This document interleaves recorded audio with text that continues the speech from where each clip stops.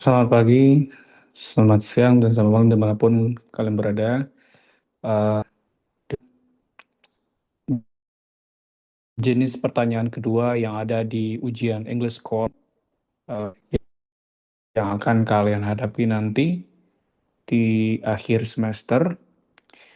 Nah, sebelumnya kita sudah membahas jenis yaitu soal multiple choice yang ada di reading, dan yang kedua ini adalah sentence rearrangement, ya, sentence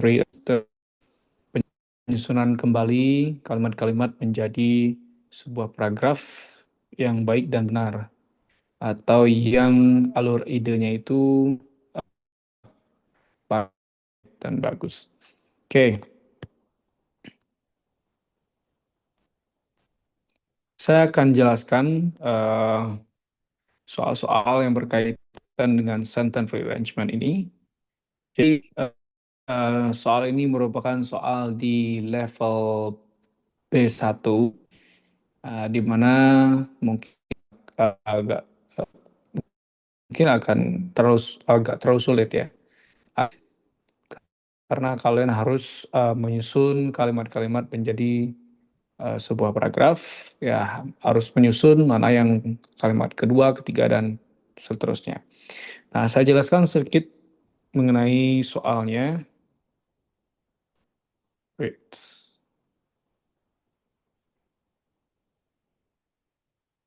O- Oke, jadi sentence arrangement, eh, inilah contoh soal dari ujian diberikan judul, diberikan judul terlebih dahulu. Setelah judul, nanti di bawahnya ada satu kalimat yang dikunci. Ya, ya. Jadi setelah judul itu nanti ada satu kalimat yang dikunci. Ini judul, ya. Nah, apa sih fungsi dari judul? Judul itu biasanya membantu eh, paragrafnya nanti akan bicara tentang apa. Ya, kita dari judul itu kita mengetahui konteksnya ini arahnya kemana gitu, ya. Nah, setelah itu diberikan satu kalimat, dan ini akan menjadi kalimat pertamanya dari paragraf yang akan kita susun. Jadi sebenarnya tugas kita tidak ya, jadi kita tidak perlu menemukan mana kalimat pertamanya karena kalimat pertamanya sudah diberikan. Nah, baru setelah itu ada kalimat berikutnya yang harus kita susun, mana kalimat kedua, ketiga, dan keempat, ya.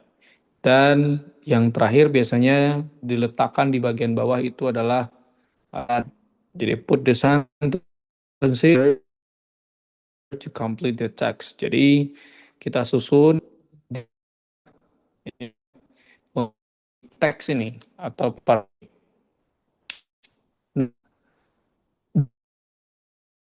di soal-soal seperti ini, teman-teman, kita juga harus punya strategi, terutama bagi kita yang mungkin kosakatanya masih kurang, tidak terlalu paham maksud dari kalimatnya seperti apa, gitu, ya. Nah, dalam menyusun soal-soal seperti ini, kita juga harus memiliki strategi. Kenapa? Karena kan kita waktu yang kita piliki itu hanya sekitar 1 menit untuk menyusunnya. Maka kalau misalnya kita terlalu fokus untuk mengartikan kata per kata di setiap kalimat ini mungkin akan membutuhkan waktu yang lama. Nah, yang perlu kalian pahami adalah pahami struktur kalimatnya. Ya, kita tahu bahwa dalam sebuah paragraf itu, ya, terdapat beberapa informasi penting yang memiliki struktur tertentu, gitu, ya. Kalimat pertama biasanya bicara tentang hal-hal yang general, yang umum, gitu, ya. Diikuti oleh penjelasan-penjelasannya dan diakhiri oleh bisa jadi kesimpulan, rekomendasi, dan sebagainya. Nah, hal pertama yang harus kita lakukan adalah pahami dulu strukturnya, ya. Kalau kita tidak paham struktur dari sebuah paragraf, maka mungkin kita akan sulit untuk menyusunnya. Nah, seperti contoh berikut ini, teman-teman. Nah, dapat kita lihat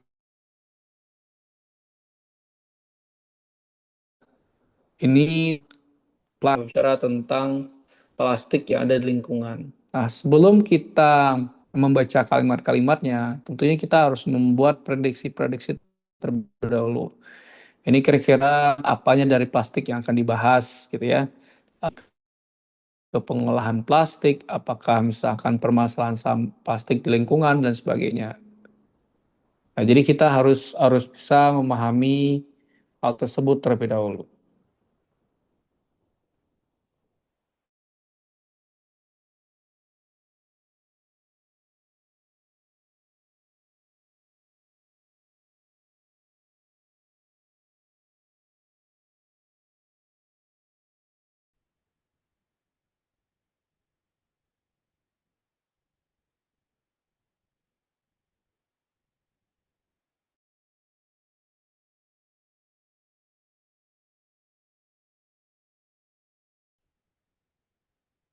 Oke.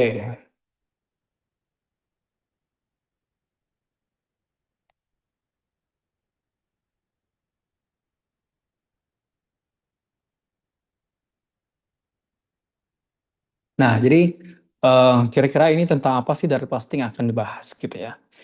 Nah, jadi setelah itu baru kita baca kalimat pertamanya. Jadi sebelum kita menyusun tiga kalimat yang ada di bawah, maka kita wajib membaca kalimat pertama terlebih dahulu. Ini kira-kira tentang apa, gitu ya. Yang kita lihat di sini adalah one good things about plastic is that it is strong and lasts long time. Nah, dapat kita simpulkan bahwa kalimat pertama ini berbicara tentang plastik. Ya, ini adalah berbicara tentang plastik. Nah, kemungkinan besar di kalimat-kalimat berikutnya itu akan berbicara tentang detail informasi yang berkaitan dengan plastik ini. Ya, apanya yang akan dibahas dari plastik? Nah, itu yang akan dibahas di bawahnya. Nah, ada beberapa strategi teman-teman yang harus kita gunakan dalam menjawab soal-soal seperti ini.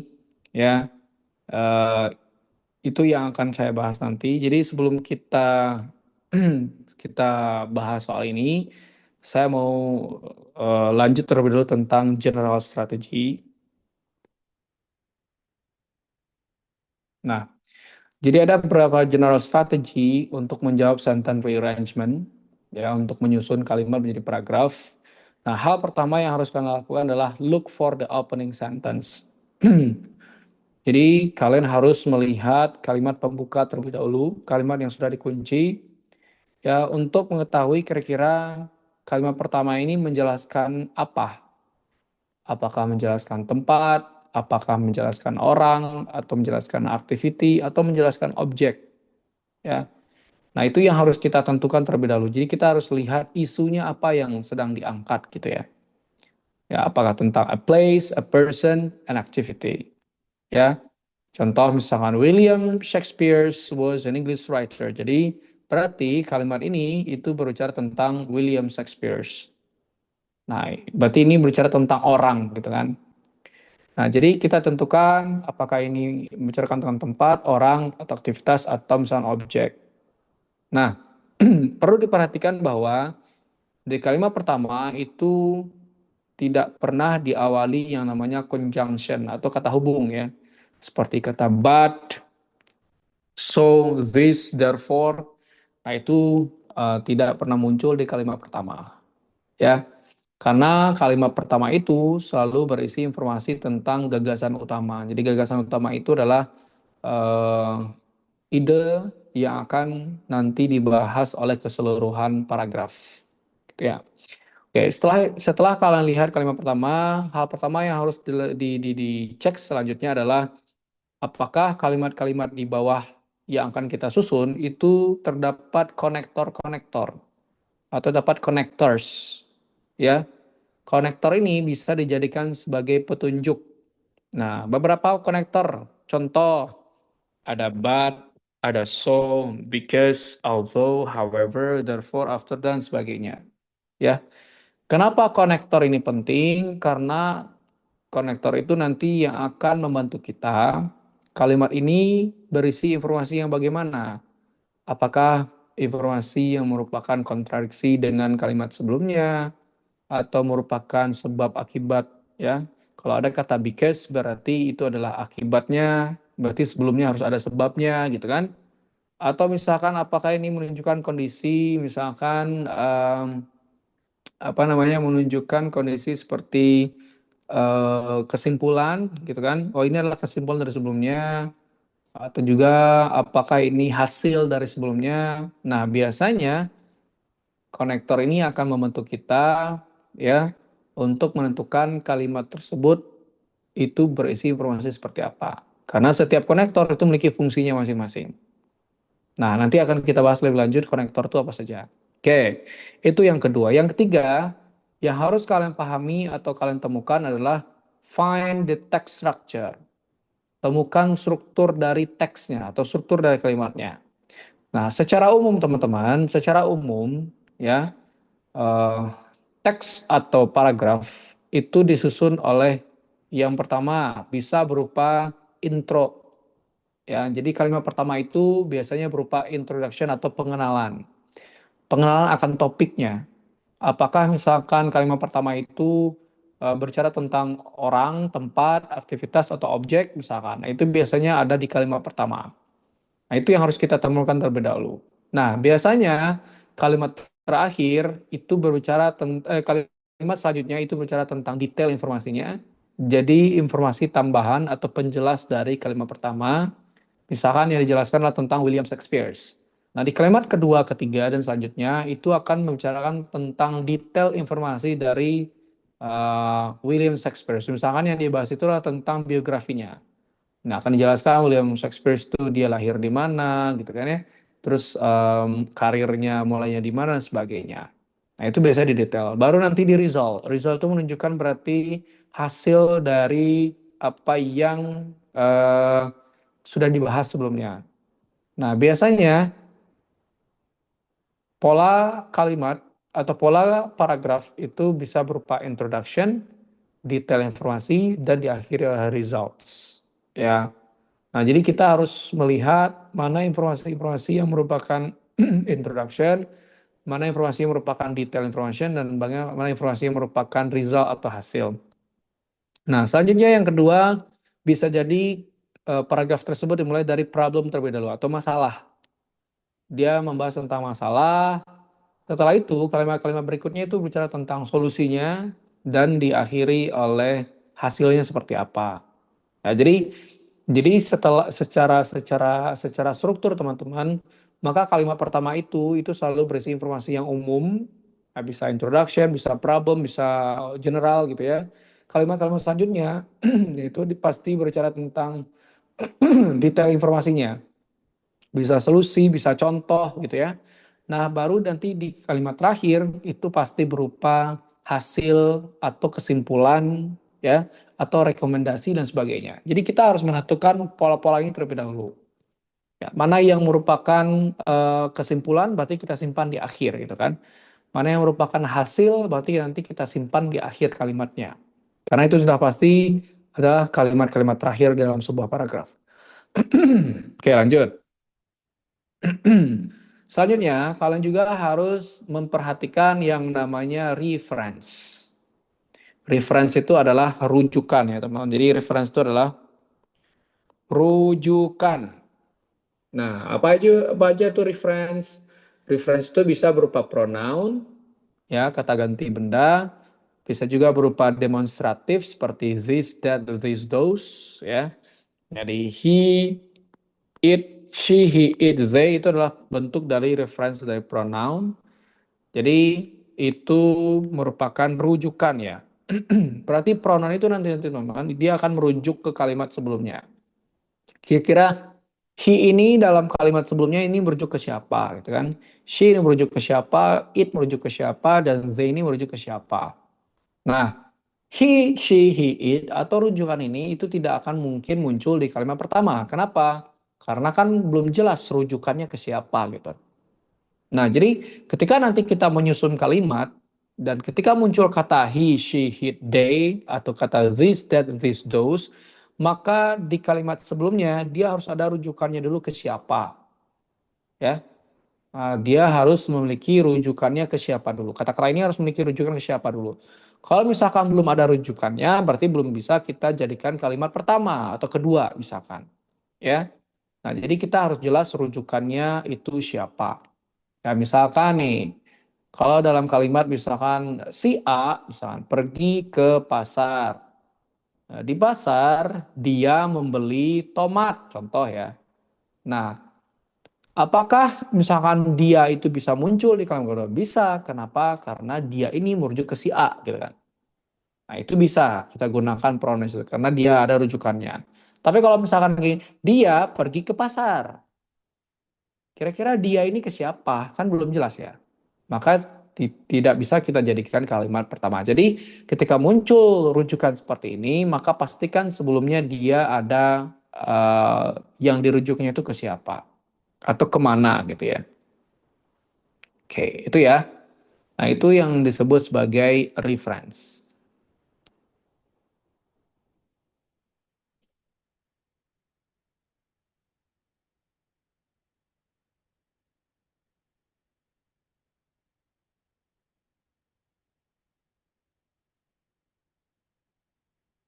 Oke, selanjutnya check for chronological order.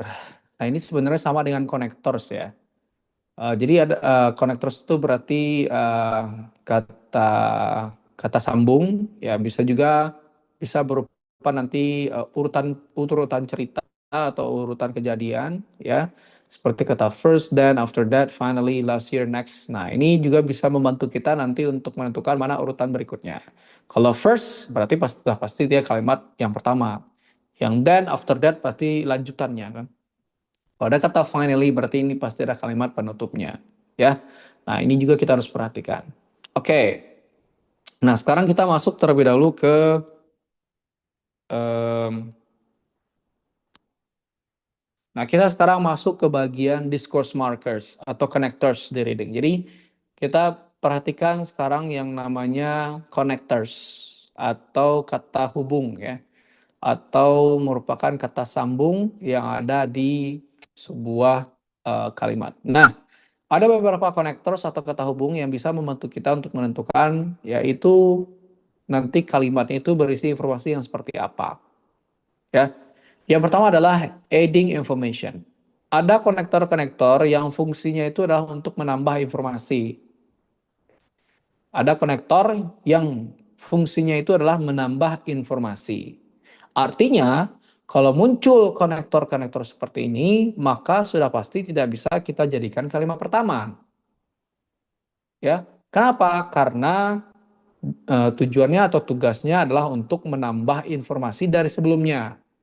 Ya, contoh nih, kata-kata seperti and, also, to, moreover, in addition, furthermore, besides. Inilah tugasnya untuk menambah informasi dari kalimat sebelumnya. Ya, maka tidak bisa kita jadikan sebagai kalimat pertama atau kedua kalau misalkan tidak ada informasi yang ingin dia tambahkan gitu. Ya. Nah, contoh the park is beautiful and very clean. Tempat parkir tersebut sangat cantik dan sangat bersih. Nah, sangat bersih ini, very clean ini menambah informasi dari beautiful, ya, tentang park ini. Nah, itu yang pertama. Jadi, nanti kalau kita menemukan ada connector seperti and, also, to, moreover, in addition, furthermore, besides, maka pastikan ini adalah kalimat-kalimat yang tugasnya adalah untuk menambah informasi. Nah, selanjutnya ada yang namanya contrast atau position. Contrast atau position itu adalah konektor yang kita gunakan atau konektor yang menunjukkan bahwa dua informasi itu saling berlawanan. Ya, saling berlawanan, saling kontradiksi, ya.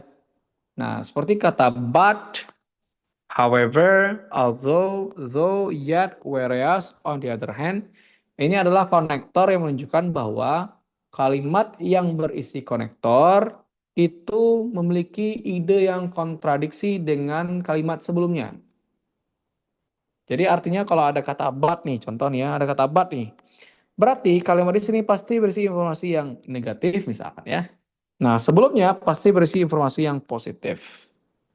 Nah, nanti kalau ada kata-kata seperti but, however, maka kita lihat apakah kalimat yang lainnya itu merupakan kalimat pendukung untuk kalimat yang ada but-nya ini, atau misalkan merupakan kalimat yang merupakan kontradiksi, atau yang lebih mudahnya, apakah kalimat-kalimat sisa ya, atau kalimat-kalimat selain dari kalimat yang mengandung kata but ini, misalkan apakah kalimat itu berisi informasi yang positif atau negatif. Kalau seandainya berisi informasi yang positif, maka kita posisikan sebelum but ini, berarti kan.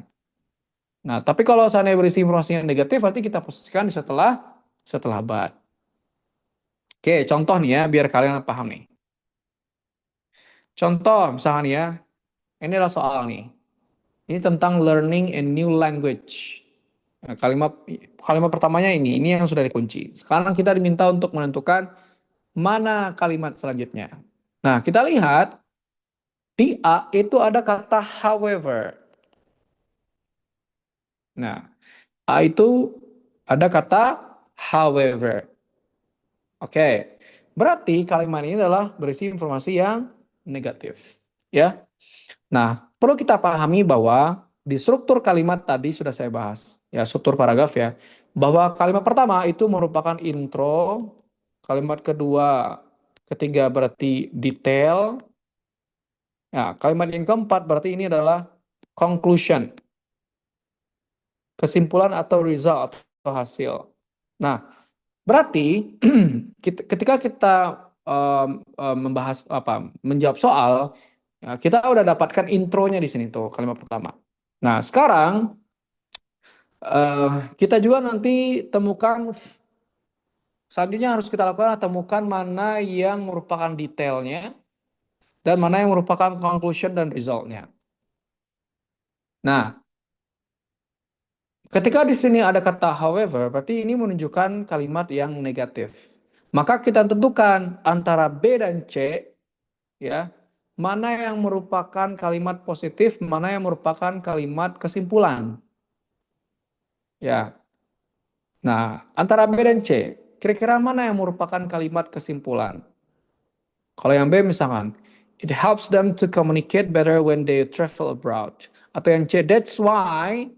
Nah, biasanya kalau ada kata-kata that's why seperti ini, teman-teman, ya, atau kata-kata suggest, suggestion, atau merupakan saran, maka kemungkinan besar yang C ini itu pasti kita posisikan di kalimat terakhir, karena itu berisi informasi tentang konklusi dan sebagainya.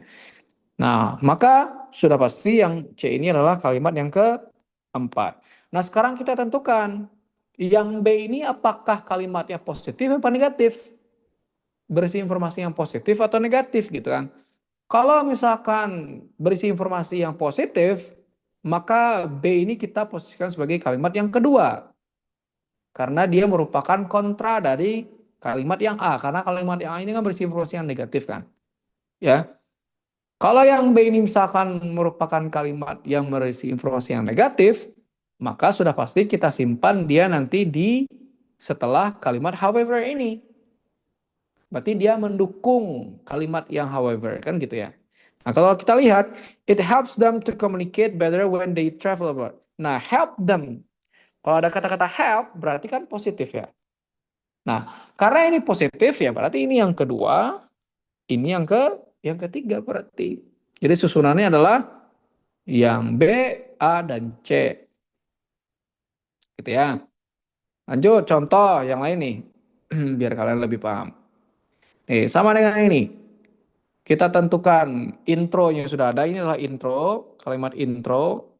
Nah, sekarang kita temukan detail dan conclusion atau kalimat akhirnya. Mana kira-kira yang conclusion, mana yang kira-kira yang detail. Nah, sekarang ada kata unfortunately. Unfortunately artinya kan sayangnya ya. Nah, kalau ada kata-kata unfortunately, maka ini berisi informasi yang negatif. Nah, sekarang antara A dan C, mana yang merupakan conclusion atau result? A atau C, gitu kan? Oh, ada kata still nih. Still, ini adalah menunjukkan kalimat penutup, teman-teman. Ini kesimpulan. Karena yang kesimpulan inilah yang keempat berarti. Nah, berarti kita tentukan yang C. C ini positif apa negatif?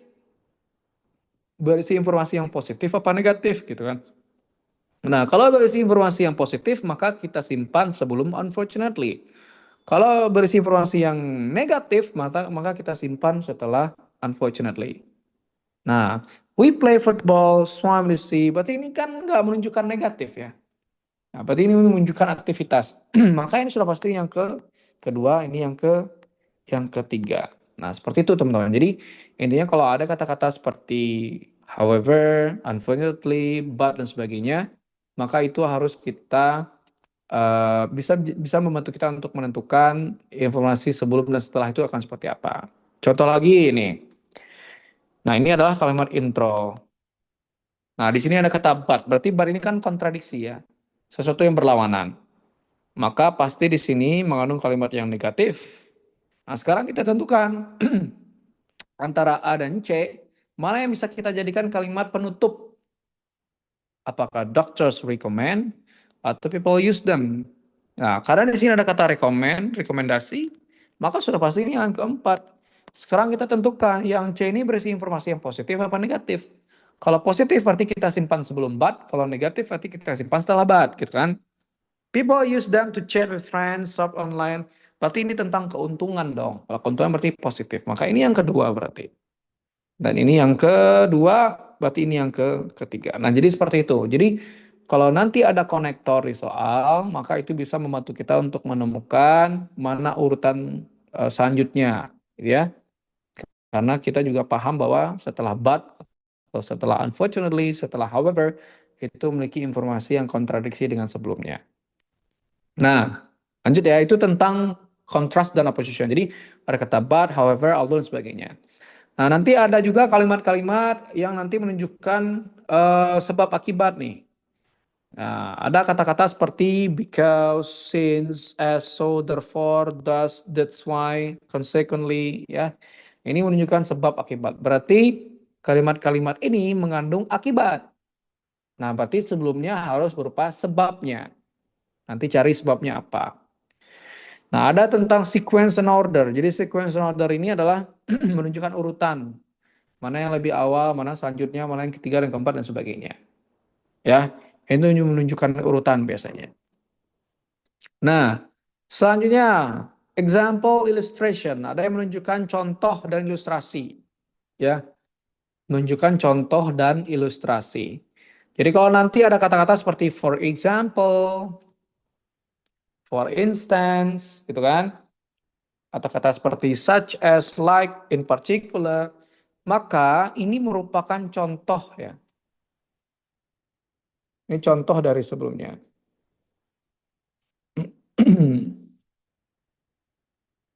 Nah, jadi kalau seandainya nanti ada kata-kata for example, for instance, berarti pasti ada penjelasannya dulu sebelumnya, teman-teman. Ya, ada penjelasannya dulu sebelumnya.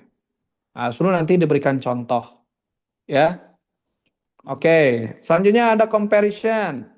Berarti comparison itu dia membandingkan satu dengan yang lain. Ya, berarti ada perbandingannya, ada yang dibandingkan dulu sebelumnya, gitu kan?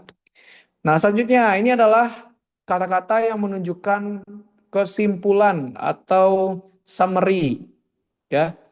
Nah, kalau nanti ada kata-kata seperti in conclusion, to sum up, in short, therefore, as a result, atau so, misalnya gitu kan. So, that's why, misalnya. Maka kata-kata ini sudah pasti menunjukkan kesimpulan, maka kita bisa simpan di kalimat terakhir, teman-teman. As a result, misalkan gitu ya, maka bisa kita simpan di kalimat terakhir. Oke, contoh nih ya, langsung aja. Nah, seperti contoh kalimat ini, ya. Nah, antara A, B, C, kita tentukan kira-kira mana yang bisa menjadi kalimat selanjutnya. Ya. Nah, untuk memudahkan kita, karena kebetulan di sini tidak ada conjunction, konektor, maka kita harus tentukan kira-kira mana kalimat yang kita jadikan kalimat terakhir atau penutup. Nah, di A itu ada kata the result. Kalau result itu kan berarti di akhir ya, teman-teman. Kalau di akhir ya udah pasti ini nomor 4 nih. Nah, sekarang kita tentukan kira-kira mana yang merupakan kalimat kedua dan ketiga gitu kan. Mana yang cocok, B apa C? Ya. Maka selain kita perhatikan konektor, kita juga harus melihat urutan idenya. Kita lihat urutan idenya. Apakah kalimat B ini ada sangkut pautnya dengan kalimat penutup pembuka? Atau apakah yang C ini ada sangkut pautnya dengan kalimat pembuka? Kira-kira mana yang lebih tepat? Oke, kalimat pertama dia bilang, one good thing about plastic is that it is strong and lasts long time. Jadi plastik itu kuat dan tahan lama, katanya gitu kan. Nah, kira-kira mana kira-kira selanjutnya kalimat yang berbicara tentang strong, last, and long time ini kira-kira? Apakah yang B? Kalau kita lihat yang B, not all plastic can be recycled, however, much of it ends up in the sea. Ada nggak kira-kira kaitan kalimat pembuka ini dengan yang B? Atau yang C?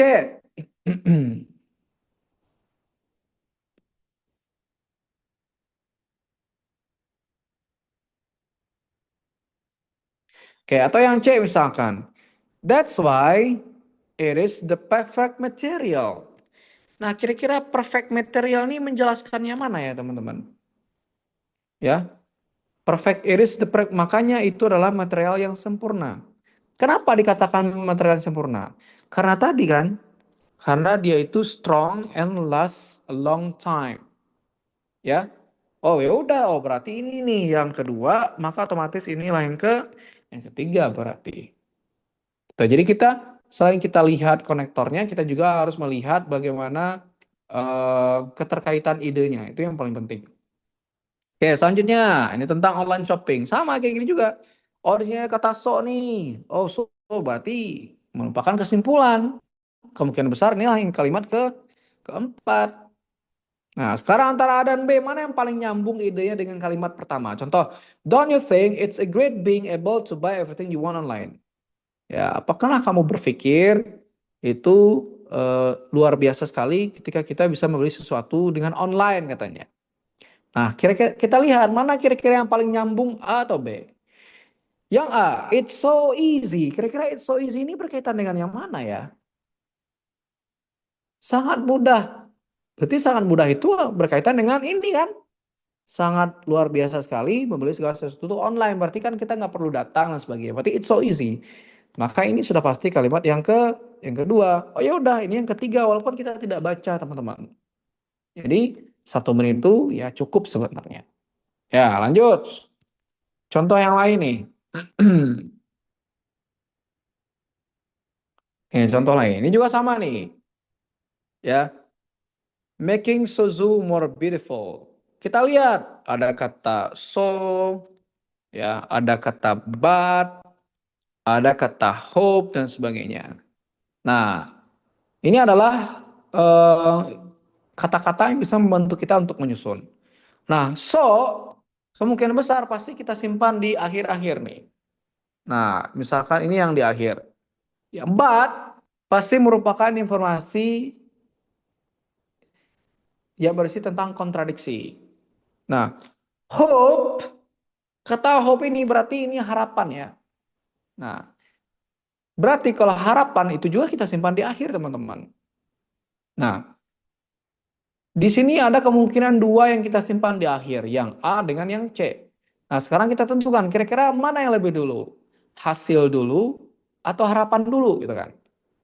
Hasil dulu, harapan atau harapan dulu baru hasil. Kira-kira yang cocok yang mana yang lebih dulu? Ya, biasanya kan hasil dulu kan. Setelah hasil baru harapan dari hasil itu kan apa? Maka ya udah, berarti kalau seandainya hasil dulu, berarti ini yang ketiga berarti. Ini yang keempat berarti. Ya udah, berarti ini yang kedua gitu. Jadi tanpa kita membaca isi informasinya, kita udah bisa jawab gitu kan. Ya. Oke, terus selanjutnya The Global Theater. Nah, ini bicara tentang William Shakespeare. Berarti ini bicara tentang orang nih. Ya. Ini berbicara tentang orang. Jadi William Shakespeare was an English writer who was famous for his play for this theater. Nah, mana kira-kira yang akan melanjutkan kalimat yang pertama? Ya, ini tentang apa katanya? William Shakespeare was an English writer who famous for. Kalau seandainya di sini tidak ada conjunction teman-teman, maka wajib kita lihat bagaimana idenya saling berkaitan. Maka kita harus melihat urutan idenya. Ya. Nah, di sini dia bilang who famous for his play. Ini bicara tentang permainannya. Ya. Mana kira-kira kalimat yang berbicara tentang permainan? Apakah yang A? Yang A ini tidak ada tentang permainan ya. This want to watch rich people could watch plays there. Ya. Nah, kemungkinan besar yang akan melanjutkan kalimatnya adalah ini nih. Many of his plays katanya. Ya. Oh, berarti ini yang kalimat yang kedua. Selanjutnya, kalimat ini tentang apa nih? Many of his plays were first performed in Waldenwood Theater. Ini berarti tentang tempatnya berarti, tempat bermainnya berarti. Nah, kira-kira mana kalimat berikutnya yang menjelaskan tempat bermainnya? Apakah yang A, apakah yang B? Kita lihat yang B. This were a large open air had space for people from all walks of life. Berarti ini menjelaskan apa nih kata-kata large open air space? Sudah pasti ini menjelaskan tentang theater kan? Ya udah, berarti ini yang ketiga. Otomatis ini yang keempat. Tanpa kita membaca lagi teman-teman. Jadi seperti itulah menjawab bagaimana cara kita menyusunnya gitu ya. Nah, selanjutnya ini juga sama nih. Soal ini, oh ini ada so, ada sadly, berarti ini kalimat negatif gitu kan? Berarti ini negatif. Berarti kita lihat, berarti ini sudah pasti yang keempat nih, ya. Nah, berarti kita lihat ini positif apa negatif, ya. If you love everything about it from amazing, berarti ini kan positif ya. Berarti udah pasti ini yang kedua, ini yang ketiga, sorry, ini yang ketiga berarti. Ini yang sorry. Nah, ini yang ketiga berarti yang C ini yang ketiga. Oke. Nah, jadi seperti itu cara menyusunnya teman-teman. Jadi nanti kalian coba sendiri latihan-latihannya ketika mengerjakan English Core. Apakah cara-cara ini bisa digunakan apa tidak? Ya. Jadi intinya ketika kalian tidak paham kalimat-kalimatnya tentang apa, itu masih bisa kita jawab menggunakan cara-cara yang tadi. Oke? Nanti kita lanjut ke video berikutnya ya. Thank you.